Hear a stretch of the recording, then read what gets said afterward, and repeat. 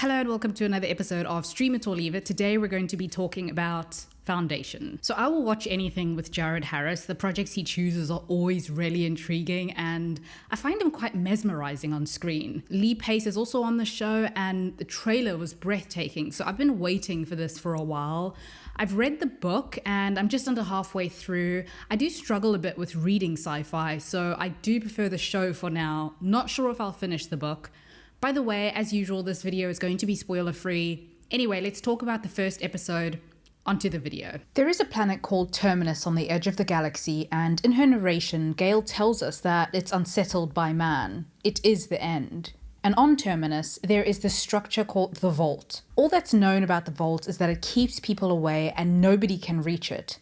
A group of kids are playing around, taking bets on who might be able to make it. One of the kids tries, and he doesn't make it, so he turns back after the waves emitted from the vault make him weak. Another kid tries, and he passes out before he has the chance to go back to the group.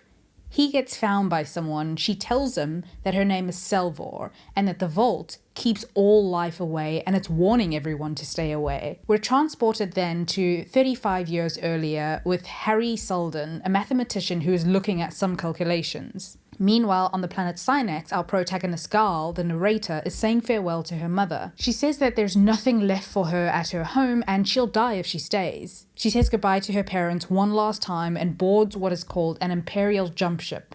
She's on her way to the planet Trantor to work with Harry Seldon because she won a maths contest. We're later told that she solved the Abraxas, an ancient puzzle, and that's why she was chosen to go. She is some kind of prodigy. All of the travelers on the Imperial jump ship are enclosed in pods and put to sleep as they travel.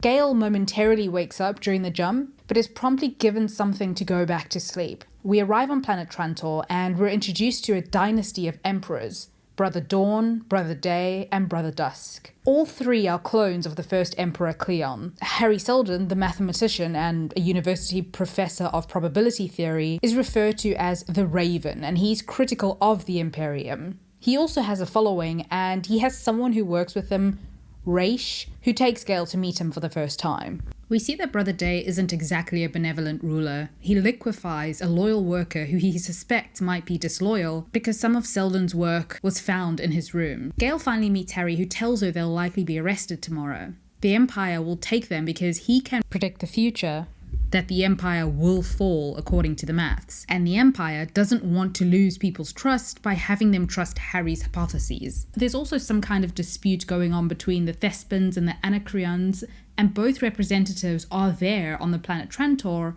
to negotiate some kind of peace presided over by the emperors. There's a lot of confusing information with all of these political peace talks, but it's not always very clear. We're also not shown these planets or their people, so it's a bit difficult to get invested in the plight of the Thespians and the Anacreons. Gail is told that her new job now is to check whether Seldon's calculations and predictions are correct. She's the only one who can, but it's not that straightforward. The Imperium wants her to discredit Harry's findings. Finally, Seldon is brought before the Imperium, and the charge is that he's engaged in conspiracy, intending to destroy the public's trust in the Imperium.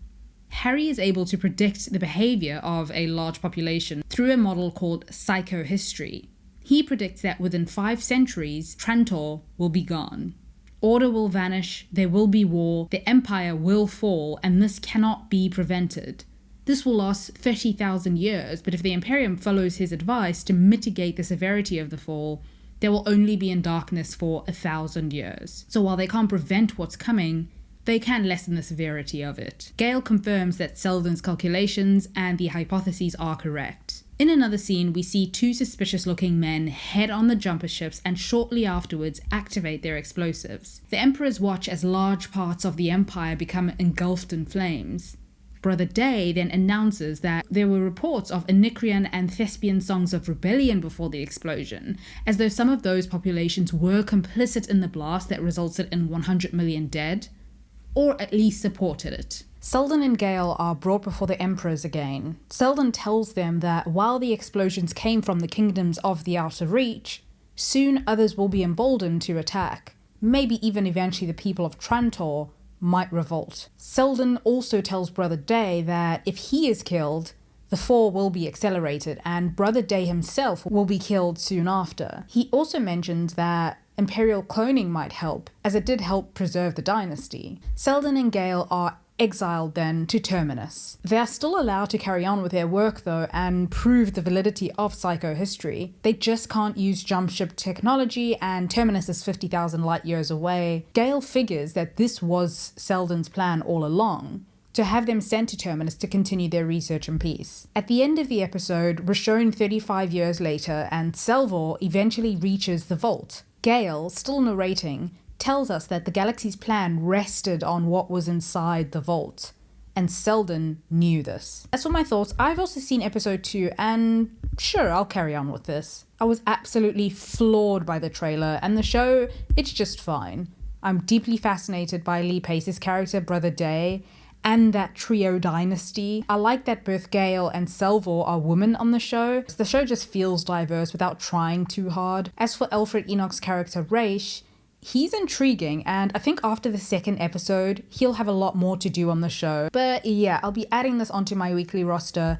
If you've seen it or read the book, feel free to share your thoughts. Anyway, that's it for this video. Thank you for watching.